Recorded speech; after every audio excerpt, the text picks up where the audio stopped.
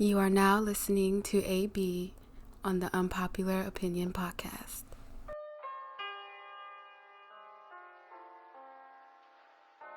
What's up, everybody? This is your boy AB, and you are now listening to the Unpopular Opinion Sports Podcast. We got another special episode for y'all. I got my boy Pat with me. We in Bull City Studios, getting it in live in Durham, North Carolina. Man, this is a interesting time because the playoffs are here, and we are now 2 games into the first round of the playoffs. So what we're going to do today is we're going to go ahead and catch y'all all the way up to where we are in this point now, heading into Game 3. We're going to cover over Game 2 and give y'all our projections for the rest of the series and what we've seen so far. So let's go ahead and get into it. Pat, what's up, boy? What's good? What's good? Yes, sir. Hey, let's go ahead and get into this, man. So, man, a lot of games have been played. We want to make this as detailed as possible, but as quick as possible. We're gonna cover these first 2 games. So, Jazz and Nuggets. We're gonna cover that first.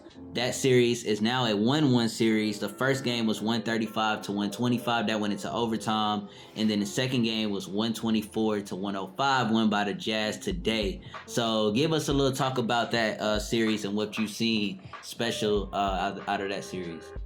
What's going to determine that series is the battle between Jamal Murray and Donovan Mitchell. It's been shown in these first 2 games that whoever gets the best of that matchup kind of wins. Because, yes, Donovan Mitchell got the best of them in the first matchup, but the Nuggets were still able to pull it out because of that great play and leadership by Murray in that last 2 minutes and into the full overtime period. Yeah, Jamal Murray had 36, 9, and 5 that game. Jokic chipped in with 29 and 10. Jeremy Grant off the bench played 40 minutes, and he had 19 points. I don't think he came off the bench, but he played 40 minutes. That game. Michael Porter Jr. chipped in with 13 and 8. Donovan Mitchell had that crazy 57 the first game, 57, 7 and 9. On great shooting, 19 of 32. Right, on great shooting. And then today we saw him be more of a facilitator. He did a lot of scoring, but he also did a lot more facilitating, and that gave them the victory. I think the Jazz did a really good job defensively today. They did a really good job of just holding down the Nuggets, making sure they're not doing too much. Yeah, Donovan Mitchell had 8 assists today with 30 points. It was balanced scoring from them. They had 4 players in double figures. Jordan Clarkson, big off the bench, 26 right? points. Ooh. 26 points, 26, 4, and 3. So I got to give Jordan Clarkson a lot of love that game, man. We talked about Jordan Clarkson in our other videos that we've done and his role on the Jazz. And be on the lookout for that as well, because after this release, we are actually going to do some releases that we done at the beginning before the start of the playoffs. So be on the lookout for that. That's going to drop very soon, probably tomorrow as well. One of those videos. So Rudy Gobert, he did his job, 34 minutes, 19 and 7. Played great defense on Jokic, too. Had some nice stops. I mean, he's a great big body down low, man. I just feel like literally the Jazz can only go as far as Donovan Mitchell takes them, though. Yeah, it's got to be him. It's got to be him. He's their power point guard, I would say. You know what I'm saying? Because he has to score and facilitate. Joe Ingles played pretty good that game too, 18 and 6. He had 6 assists. Royce O'Neal, big game for him. He didn't have a lot of points, but he had 8 assists and 7 boards. So, really balanced, kind of Draymond Green type of role in that game where he's giving you a little bit of points, assists, and rebounds. So I think that balance is what gave Jazz the victory. Michael Porter Jr. had 28 and 6 last game. Be on the lookout for him. I knew he was going to have those type of games, sub 30-point games. He might have a couple 30-point games. What do you think about Paul Millsap, man? Like, they gave him a lot of money, and he had 5 points and 2 boards in 18 minutes this game, game 2. He doesn't fit the matchup. He's not athletic enough for the matchup and the way that the Nuggets play ball, because they have their own version of big ball. They don't play really small ball. They play kind of big ball. Right. And Millsap's not a big that can move his feet shifty like those guys on the Nuggets. And he used to. I think that age is catching up to him. Yeah. I think Paul Millsap is like 33, 34 at this point. He played, really solid for them. I mean, he's played solid throughout his career, and he's been good the last 2 years. He's actually 35 now. So, a lot of people are saying he's dead weight. I'm reading an article right now. Paul Millsap, $30 million of dead weight. Nuggets need to bench him to avoid getting bounced out of the playoffs. So, you know, I didn't like that they even re-signed him. I thought they should have just go ahead and let him walk. They should have never re-signed him, but hey, that's what they got to deal with. And Jamal Murray only had 14 points tonight. So that was big. That's the thing. Him and Mitchell are inconsistent. So it's going to be who's more consistent. That's who's going to win. Because if Murray comes out and scores 20 points, 25 points a game for the next few games, the Nuggets will be able to pull it out. Right. Let's go ahead and move into that next game. So the Raptors and the Nets, they now are 2-0 2-0 going to Toronto's leading that series. What do you think about that series, what you've seen so far? Toronto's doing the same thing they did last year. Play to the best at your matchups, man. Like, they're doing what they have to do. The Nets are injury riddled, and they have one threat right now, Karis LeVert. Yeah. The Raptors have been doing a great job of shutting Karis LeVert down. He shot poorly today. He shot poorly in the first game. He's scoring under his season average.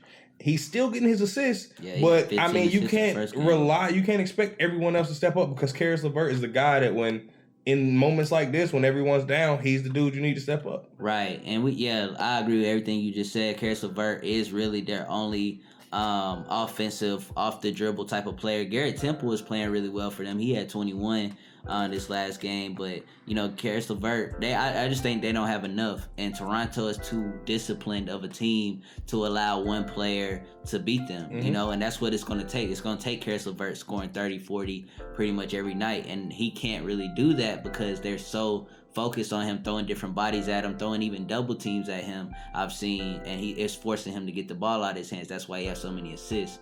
So he had 16, 11, and 6 today. He had 11 assists, but it's not going to be enough because they don't have another option. You need more than 16 points from Karis.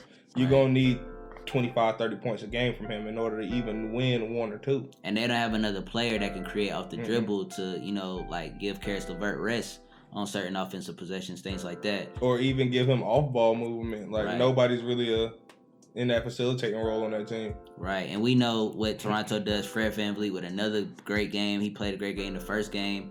24, 10, and 5. Kyle Lowry had 21 and 9. Norman Powell, big, 24 and 6. So Siakam isn't even, giving them heavy point numbers or, having monster games, but because they're so balanced and disciplined, they're getting it from everybody. So let's go into the Celtics and the 76ers. That series is 2-0. What do you think about the Sixers, man? Should they just blow the team up at this point? You think it's over? I think they don't have to blow everything up and it's not over, but what they do have to do is make a decision, man. It's Ben Simmons or Joel Embiid. They're not going to mesh together. The acquisition of Al Horford in the summer did not work in their favor. Him and Embiid can't be on the floor together. Right. It just isn't going to work. So as long as this team is together the way it is, man, and Simmons can't shoot the ball, they're a liability because Embiid needs to move around more. And Simmons not being able to shoot kind of takes that away. Yeah, and that's what I meant by blowing it up. Like, I think they need to Ben Simmons. They need to decide if they want to keep Ben Simmons or Embiid because both of them together isn't working. It's tragic, the situation with Ben Simmons getting hurt because I really would like to see what they could do, in this series together. But Embiid can't do it all. He's had 2 big outings. He had 34 and 10 today. And then he had, I think, 30, and he had the similar numbers the last game. 26 and 16. Yeah, so it's like he just can't do it all, for them. Boston is playing great defense, too. They even played some zone on them today, and it's like they just weren't able to figure. When they played zone, the score went from being like a 6-point Boston lead to like a 15-point Boston league in a matter of 2-3 minutes. Like, once they went to that zone, Josh Richardson throwing errant passes into the paint to Joel. You could tell Joel was getting frustrated because even on some of those turnovers, he wasn't running back on defense like he normally does. Right. He was looking like, God, somebody help me, please.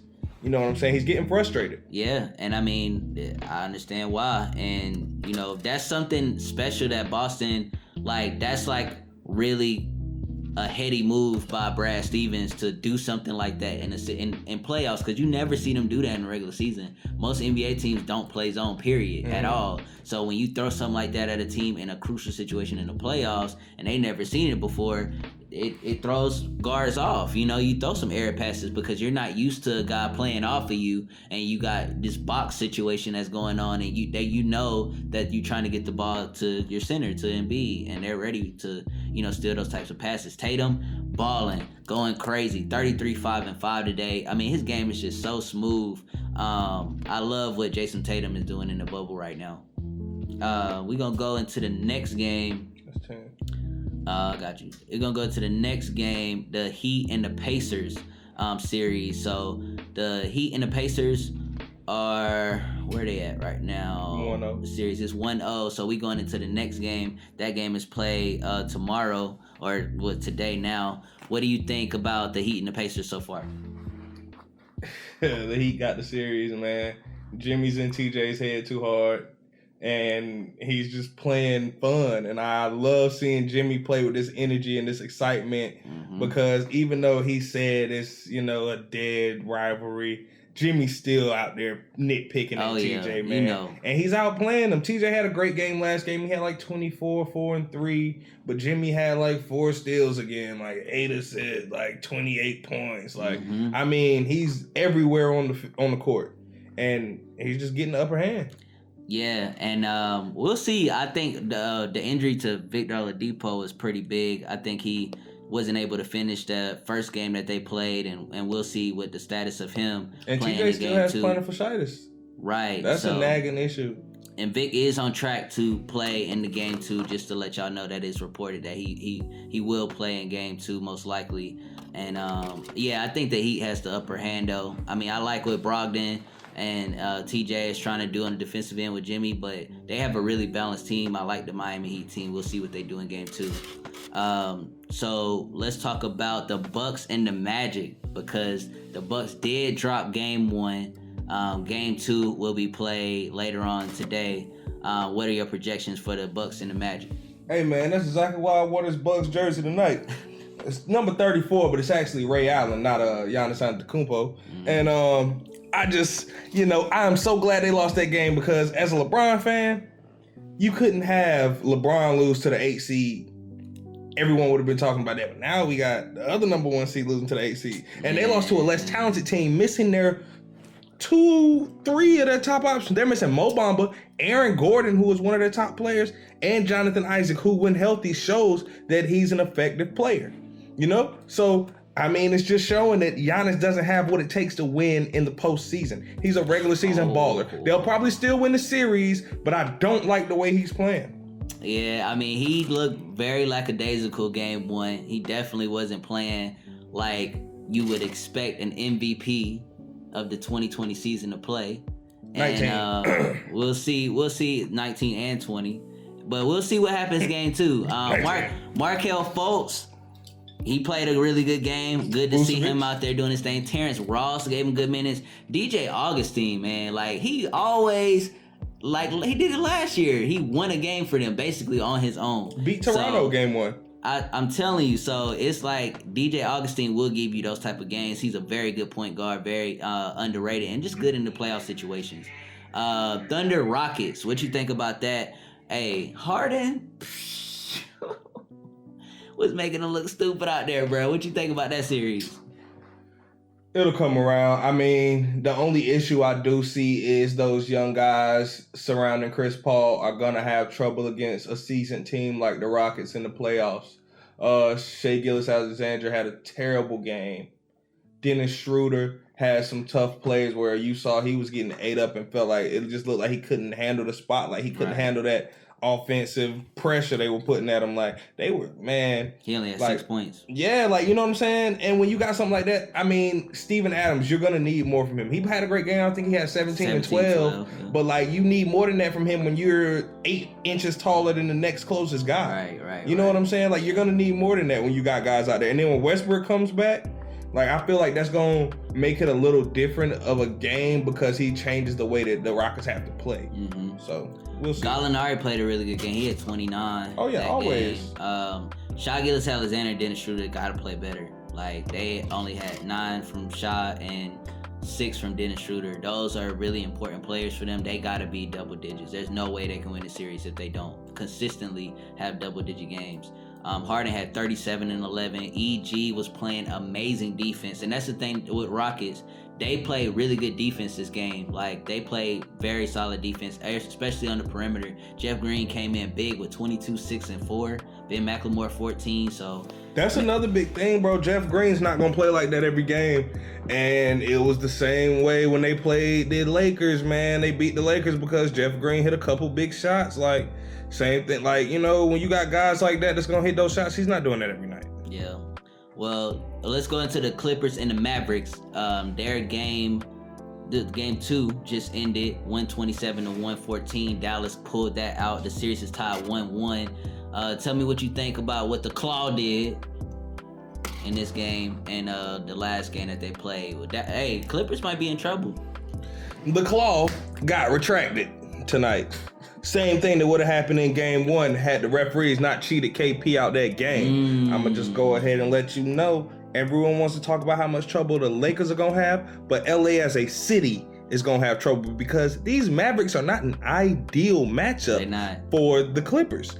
Yeah. They have what they need to beat a team like the Clippers. They have size. They have not really athleticism, but they have that scoring prowess. They have like 4 7-footers playing defense.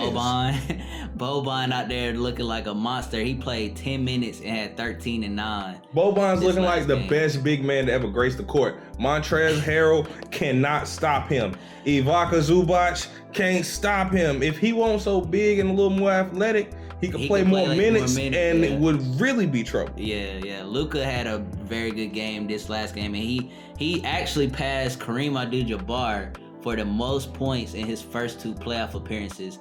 Is Luka the GOAT? Are we asleep right now? Like, cause I know he not the greatest defensive player, but I'm telling you, man, he's looking like Larry Bird out there. I know that comparison that's been thrown out there already, but he's looking like really good. I'm gonna tell you the truth. I think he looks better than Larry. It's his second year. I know. He's averaging 29, 9, and 9 on the season. Really should be in the MVP conversation. Let's just go ahead and clear the air on that. But that's something for another. I think he will be next year. It's because he's so young. They don't want to give him that. And they gotta have a higher seed. They gotta have like a top 4 seed. So we'll see next year. Let's go into this game. The Trailblazers beat the Lakers 100-93. My prediction's starting to look a little right, sir. You looking a little. Yeah, go ahead, keep wiping the sweat, cause you said in 5. I'm in the hot seat right now. You said in 5. Hey, but you know what I'm gonna tell you? Lakers. That's what you said. What I tell you in the last video? Dame time, bull jive, Lakers in 5. Hell nah. I'm sorry to break it to you. 5-5 from Lillard. CJ with 21 with a broken back. Gary Trent only had 5 points. We know he's gonna have better games than that. The Lakers don't have no shooters, man. Nobody on this team can shoot. LeBron had one of his best triple doubles of his career, 23, 16, and 17, and they still lost by 7. And it really, the Portland Trailblazers had to lead the whole game. So I'm just saying, bro, Danny Green, KCP with a triple single, literally 1 point, 1 assist, and 1 rebound. Hey, look. I'm gonna tell you like this, man. This is what they gotta do. Frank Vogel gotta pick his nuts up, man. Because you gonna blame the coach now? JR or Dion didn't play that game. Dion played 1 minute. JR didn't play at all. Danny Green, who's not the defensive problem that he used to be in his younger years, he was out there airballing 3-pointers. You have Kyle Kuzma, who was playing well. You took him out after he hit 2 shots back to back in the 4th and brought in Danny Green to do nothing. KCP, like you said, a literal triple single. He had the same amount of fouls as he had points, rebounds, and assists combined. You can't win a game like that. So they're going to have to allow JR and Dion to flow in that offense, man. That's what they're going to have to do. In order to win, you got to. You going to trust Dion and JR? Better not trust Danny Green and KCP. Yes, KCP is the most consistent player on the Lakers. The most consistently trash. Yeah, I've been trying to fight for him to get off the team. I last year, I was like, why do we even have this dude? But we gonna go ahead and end it there, man. We really enjoyed the show. We hope y'all enjoyed it too. Like I said before, we will have links below to the videos that we did before the playoffs started. We was trying to have some trouble with the releases, but we gonna get those for y'all anyway. We're gonna have those down in the description below. Links to all 4 episodes that's coming for y'all real soon. And like if y'all want to donate, you can donate below. Cash App, patreon.com to help support us. You can follow us on Instagram at Unpopular Opinion. That's 1 for the L, Unpopular Opinion. That will be in the description below as well. Yeah, description below as well. We in Bull City Studios, like I said, and we about to get up out of here, man. Peace. Red Cup shorty.